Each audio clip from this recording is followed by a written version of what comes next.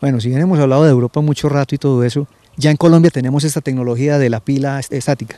Bueno, o sea, allá en Colombia, digamos que desde hace muchos años, o sea, universidades han hecho experimentos con la parte de pila estática que yo conozca, pues no conozco que lo tengan con el control automatizado de la parte de oxígeno, que es realmente donde está el corazón y la diferencia de este sistema. Lo que tenemos en Colombia más que una planta, o sea, es una pequeña prueba, que es lo que tenemos, pero de todas formas es una prueba industrial porque es una pila completamente escalable y replicable de 90 metros cúbicos. Se tienen proyectos reales en la transformación de grandes volúmenes de desechos orgánicos. Existe la tecnología, la logística y la maquinaria para la descomposición de todo este material. Simplemente faltan las voluntades y las decisiones de quienes están al frente de las empresas generadoras de estos residuos. Con este sistema que nosotros estamos proponiendo, se tiene una trazabilidad completa desde el primer día en que se arma la pila. Entonces vamos a tener qué es lo que está pasando en la temperatura, cómo va subiendo, qué va pasando con el oxígeno, cómo está esa demanda, cómo va reduciéndose esa materia orgánica, cómo se va estabilizando, o sea que es una parte muy importante para que al final de las 4, 5, 6, 7, 8 semanas de proceso, o sea, porque digamos que un proceso de 8 semanas ya es un proceso de un compost completamente maduro, que con este sistema puedes alcanzar un Rotegrade 4 o 5. ¿Por qué digo que es importante con este proceso? Porque tú con otro proceso, cualquiera de los que se tengan en el mercado, puedes alcanzar en 8 semanas un Rotegrade 2 o 3. Entonces ahí es donde radica, digamos, la eficiencia de tener un oxígeno controlado. Cuando uno compara esta metodología contra microorganismos o contra lombrices, ¿cómo es el comportamiento? A ver, con respecto a la parte de lombricultura, o sea, la lombricultura es un proceso que no es a una escala industrial o de grandes volúmenes, porque si no serían procesos muy largos y a unos costos demasiado altos. Este es un proceso que puede ser un pretratamiento para luego seguir con la parte del lombricultivo. Y con respecto a la parte de los microorganismos, o sea, de todas las plantas que yo he visitado con este tipo de tecnologías, en ninguna hay aplicación de microorganismos. Básicamente porque todos los residuos orgánicos, la materia orgánica, ya tiene los microorganismos que requiere para poderse degradar. Lo único que se necesita es darle las condiciones para que pueda hacer su trabajo. Y esas condiciones básicamente, ¿qué son? Oxígeno y ya la temperatura, ya como consecuencia, las mezclas de las que hablábamos, todo ese tipo de cosas de la porosidad, pero no se requiere aplicar microorganismos y eso, digamos que cuando uno mira a largo plazo es exponencial los ahorros que supone. Diana, entonces aquí tenemos una solución como a las grandes granjas avícolas, a las porcícolas, a las grandes empresas productoras de café. Tenemos una solución para todos ellos y no solamente para ellos, sino a toda la parte que genere residuos sólidos orgánicos en cantidades industriales. Y si no son industriales, es buscar la combinación de esos materiales, porque lo que no tiene uno lo tiene el otro y entre todos se tiene la mezcla que se requiere. Diana, pues le agradecemos mucho por atendernos y vemos que hay un potencial muy grande en esta metodología. Muchas gracias. Esperemos que sí se pueda avanzar. Compostar los desechos orgánicos en las explotaciones rurales y aún en los conglomerados urbanos se convierte en una fuente de ingresos con la elaboración y comercialización de abonos para la agricultura y de paso un alivio en la disminución de contaminación del planeta.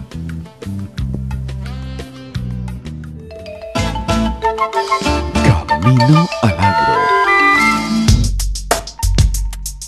Alta genética.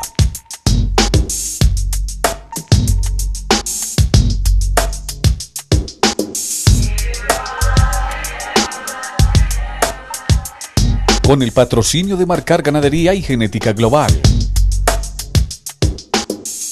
La industria ganadera colombiana, de cara a los tratados de libre comercio y de exportación, necesariamente tendrá que implementar cruces de su ganadería Brahman con razas europeas. La raza Angus ofrece una de las mejores alternativas para ser exitosos y poder ofrecer carne de alta calidad al mundo. Vamos a hablar de la importancia del ganado Angus con el Brahman. Sí, señor. Tenemos que recordar que el 95% del ganado que está en Colombia tiene cruces con las razas cebuinas. Uno de ellos es la raza Angus, en el cual encontramos cuando se cruza el Angus con el Brahman, el Brangus, que es un animal muy específico para adaptarse a climas calientes, al trópico, que resista altas temperaturas, que el ganado cebú le da esa rusticidad, le da esa capacidad de estar en tierra caliente para que sea resistente a todos los parásitos externos, a las temperaturas, y lógicamente le coloca el vigor híbrido que hace que convierta mucho más carne y se adapte al trópico. Bueno, esto es una cosa que apenas como que está despertando porque la gente le tiene como cierto resquemor a estas razas oscuras en climas cálidos.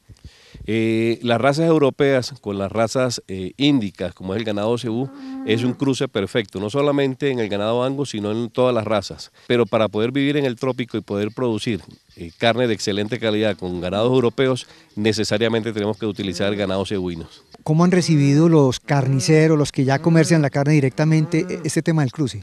Definitivamente con muy buenos ojos, con muy buena aceptación. No nos los hemos inventado aquí en Colombia, viene de otros países del mundo. Si ustedes miran, el ganado Angus es una de las mejores carnes del mundo, unas carnes que están completamente certificadas y que son muy bien pagas en los supermercados, en los restaurantes, y este cruce con el ganado cebú le da un campo mucho mayor que se puede adaptar al trópico, a los climas calientes. La raza bovina Angus representa una gran oportunidad y una gran posibilidad de mejoramiento de la ganadería colombiana, al introducir características muy deseables como son rápido crecimiento, ganancias extraordinarias de peso y rusticidad. Su combinación con la raza Brahman predominante en el país produce unos animales excepcionales en la producción de carne en cantidad y calidad. Marcar Ganadería, especializada en genética Angus. Contamos con el mejor semen de toros probados adaptados al trópico, embriones y los mejores ejemplares producto de transferencia y reproducción natural. Angus, raza líder en la producción de carne de alta calidad, incrementa la productividad de la ganadería. Marcar Ganadería, Angus, 100% tropical. Genética Global. La más avanzada tecnología para garantizar máxima calidad seminal. Contamos con alta genética que garantiza los mejores niveles de eficiencia. Mejora su ganadería con razas bovinas de alto desempeño. Genética Global, el especialista en carne.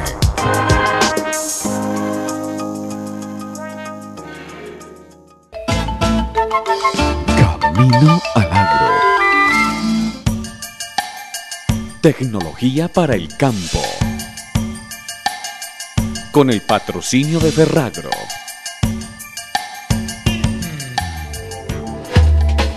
Instalación técnica de la cerca eléctrica. Equipo básico. El equipo básico de una cerca eléctrica es el mínimo necesario para su normal funcionamiento. Comprende el impulsor o energizador, ya sea de 110, 12 voltios o dual, la cuchilla doble tiro, el desviador de rayos y entre 4 y 6 varillas Copperwell como mínimo para establecer el sistema de descarga a tierra de la cerca. Este factor es determinante para el correcto funcionamiento a través de toda la longitud de la misma. El impulsor va conectado en sus puntos de contacto positivo y negativo a los 2 tornillos superiores de la cuchilla doble tiro. Esta, a su vez, estará atornillada a la pared después del impulsor.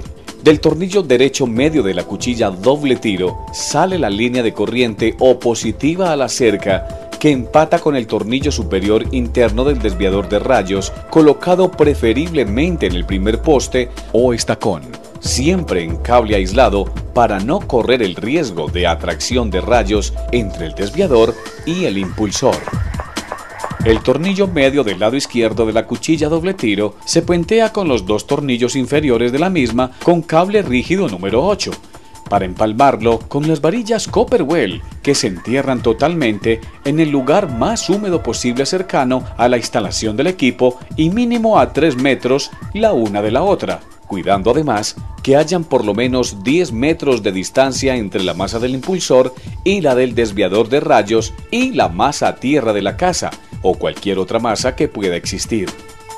Del tornillo superior opuesto del desviador de rayos se desprende la corriente a la primera línea de la cerca, bien sea en cable aislado o en el mismo alambre R1070, con que se va a construir la cerca eléctrica.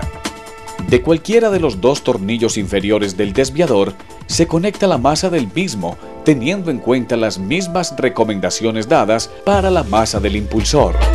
El impulsor debe ir conectado a un supresor de picos que le permita garantizar la estabilización de la corriente en zonas rurales, debido a la continua fluctuación.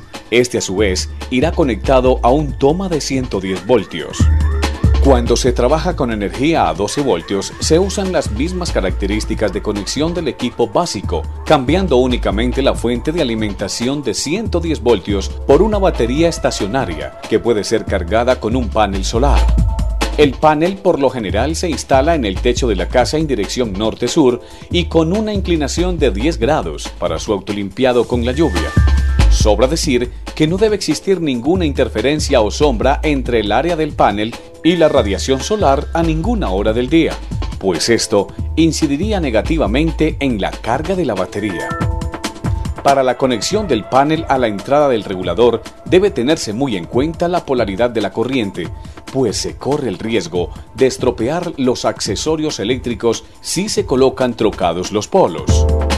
Para comprobar la polaridad de la corriente se utiliza un multímetro, el cual le indicará en la pantalla digital los 12 voltios en signo positivo en caso de hacer bien hecha la conexión. El marco del panel solar debe estar conectado con una varilla Copperwell y el polo negativo de la batería con el cable número 8 de cobre. El regulador de voltaje, aparte de las dos entradas del panel, tiene también entrada para la batería y la línea de consumo de 12 voltios, en donde se conectan los diferentes accesorios al sistema. Previo cálculo de su gasto diario en amperios y de acuerdo al batiaje del panel a utilizar, todos estos puntos de contacto se componen de dos orificios de entrada marcados con el signo menos por la línea negativa y más para la positiva. El lugar elegido para hacer la instalación del equipo básico debe ser cubierto, de fácil acceso en cualquier momento, especialmente en caso de tormentas eléctricas y preferiblemente que no sea habitación de seres humanos. Camino al Agro.